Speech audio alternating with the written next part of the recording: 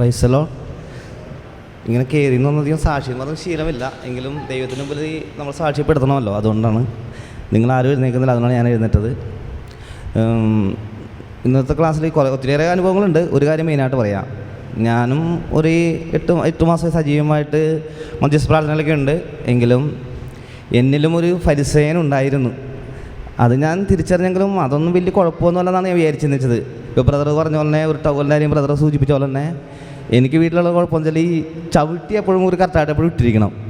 അപ്പം ഞാനത് എത്ര പറഞ്ഞാലും പുള്ളിക്കാരത്തി കൊണ്ടൊന്ന് തുണിയിടുള്ളൂ, ചവിട്ടി എടുത്ത് മണിക്ക് വെച്ചിട്ട് തുണിയിടും.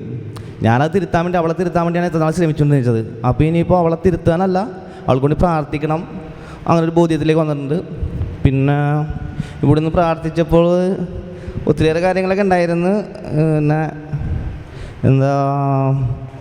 ഞാൻ കണ്ടത് ഒരു ഉണങ്ങിയ മരം, അതിൽ കുറച്ച് പൂക്കൾ ഉണ്ട്. അപ്പോൾ അതിനുവേണ്ടി പ്രാർത്ഥിച്ചപ്പോൾ എനിക്ക് തോന്നിയത്, വർഷങ്ങൾക്ക് മുമ്പ് നമ്മൾ ഓരോരുത്തരും ഒരു ഉണങ്ങിയ വടിയായിരുന്നു.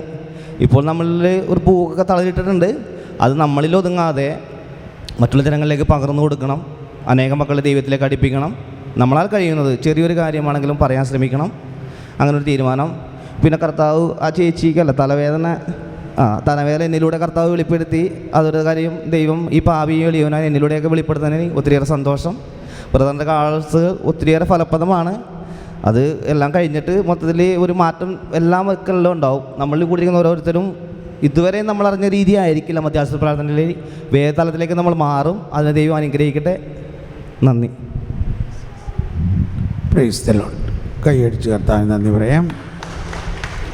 അടുത്ത ആൾ വരാം.